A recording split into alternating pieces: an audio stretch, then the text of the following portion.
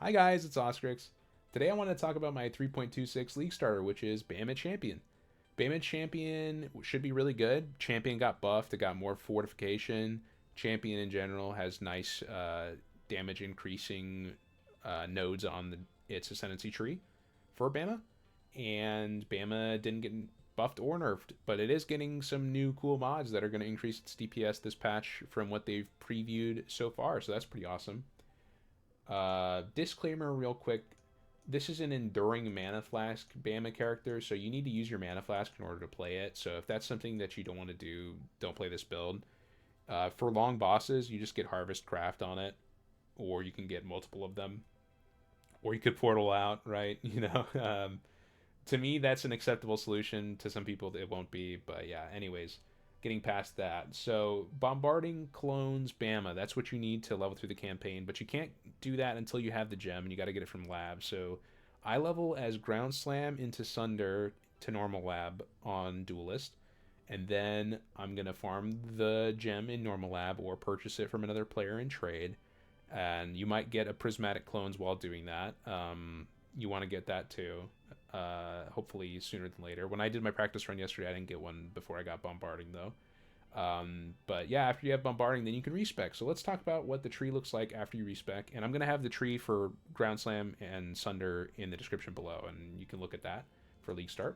But this is what I'm gonna do after I'm done farming the gem in labs. So I come over here, I get the bow mastery with cooldown recovery rate. You have to get this; it's very important. Otherwise, you can't play the build. And then rush up here, get minion damage here, get minion damage here, then get all this minion damage, and then this minion attack speed while you're doing that, and then you can get this minion damage and duration, and then you can get this duration, and then after that you can get life, life, life, life, life, life, all resist, or max resist rather, elemental resist can't be lowered by curses. This is really nice to get when you get into mapping, so you don't die to that when you're not resist overcapped, and then you're kind of, like level 70 and ready to be mapping. So that's basically the trajectory of the character's passive tree when you do Leaguestart, from my plan at least. And then I've got Determine Purity of Elements for Aura, so you're ailment immune, got a bit of armor. In the main DPS support, I've got Bombarding Clones, so you want Blink or Mirror Arrow, doesn't matter which one. And then Fresh Meat, you got to have that. It's really, really good. And then I also was using faster attacks and minion damage, but you could use a lot of different damage supports here. Then I've got Sniper's Mark at this point, Spirit Offering.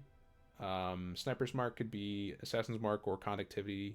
Later it will become Conductivity in this build. Ensnaring Arrow, Maniforged Arrows. This is a debuff against single target that helps your guys do more damage. Armageddon Brand, same thing. This is to trigger Elemental Equilibrium. So exposure against the target, against the resists of lightning and cold. So you want to have lightning and cold preferably on your bow instead of fire because of this, by the way. And then I've got Precision Arrogance for flat accuracy and crit, Flame Dash, and cast damage taken Molten Shell. But this is missing some of the skills, so let's look now at a version of the character that has all the skills. So normally, after you have everything in like a 6-link, what you want to do is have Blink Arrow, Bombarding Clones, or Mirror, doesn't matter which one is, and also the Prismatic Clone in the same DPS link with Fresh Meat, again, minion damage, volatility, and crit damage. So this means that you have 2 different DPS clones happening at once. And in order to make this happen, you also have to have 2 combat focuses that makes it so your Prismatic Clone doesn't choose fire and doesn't choose cold, so it always chooses lightning, so it always shoots with its lightning attack, and then you can stack as much lightning damage as you want and crit chance and then get a lot of damage out of them. So if you look at the full DPS, you can see here that they, relative to each other, pull their weight. So 11.4 million for Prismatic Clone, 7.3 for Bombarding. And this is single target, obviously, like clearing, it's not going to be that great DPS from Prismatic, but Bombarding will take care of the clear, right? Yeah, this is a really good setup to get early game DPS, and it scales really well into late game DPS too this way. This character and this DPS number is based off like a 10D-ish budget, so maybe like day 3 for somebody who's playing a lot. The other thing that's different about the skills here is I have Enduring Cry to get endurance charges at this point. Later, you can get them from like minimum endurance charges or from body armor generation. And I've also got Animate Guardian, with Feeding Frenzy, Guardian's Blessing, and Wrath. I haven't calculated any gear on the Animate Guardian like Leercast, but you could have that. I'm kind of imagining that I'll just summon this versus bosses now that it can die and it doesn't matter, and then pop the Guardian's Blessing and have the buff active for maybe, depending on my gear, maybe it lasts for like 6 to 7 seconds, and then I get a Feeding Frenzy and a Wrath for 6 to 7 seconds, while I do a boss or whatever for the zone. And then later when it has good gear, it should be able to live for much longer, if not just live forever.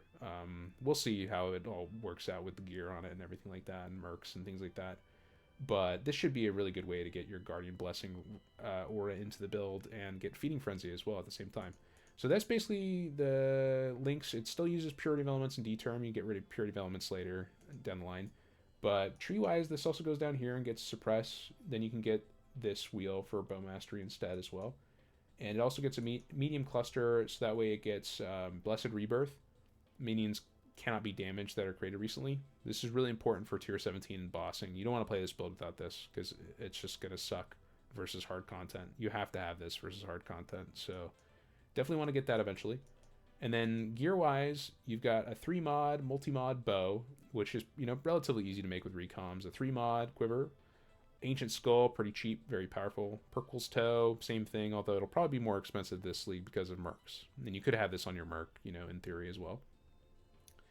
But I didn't want to do any like merc or Animate Guardian stuff for this POB here. And then I've got a bunch of like Suppress Life armor evasion gear, and then some Amethyst rings and random other like life resist gear, pretty much. Not a lot of like DPS happening here, but you could obviously have more DPS from your bone rings and things like that as you scale up. So this is kind of like an imaginary, like I guess like 10D, kind of budget-ish build. And I think it's pretty strong at this point. So definitely has a really good looking mid-game potential. And as you can see from the POB, like I've got like welfare nodes and other stuff. So I wouldn't say this is perfect by any stretch of the imagination, but a lot of DPS for something that's spell suppress capped, has fortification, gets to run D-Term and Purity of Elements and all that. So now let's look real quickly at the total meme version of this build that has like everything checked and all the POB padding in the world. So this has like all the merc shit and like Animate Guardian stuff I could imagine. Plus it's got the very cool new mod on a quiver that's your Bama clones use your gloves. And then I've got gloves that have like a bunch of attack speed, flat damage, crit chance, elemental damage, more crit chance against shocked enemies. The gear on this POB is insane, like gear that you'll basically never have unless you play for like multiple months probably. But as you can see from the full DPS, this skill has a very high ceiling, and this kind of configuration for the build has a very high ceiling. So I hope this was helpful for you guys. I'm sure that I missed some stuff, and I don't want to like talk too much like specifically about all of this like end game skill stuff, because I'm sure it'll change as I'm playing and things like that later when I'm actually doing it. But yeah, you can go through this POB. All the POBs I've talked about today are in the description, including a POB that shows the passives that I take when I play Ground Slam and Sunder leading up to Normal Lab before the respec. So thanks a lot for watching, guys. I'm sorry if this was a bit rambly, but there's just a lot to cover. Hope you guys do really well and enjoy your 326 League Start, and I hope I see you over on my Twitch stream at twitch.tv/Oscrix. Later, guys. Peace.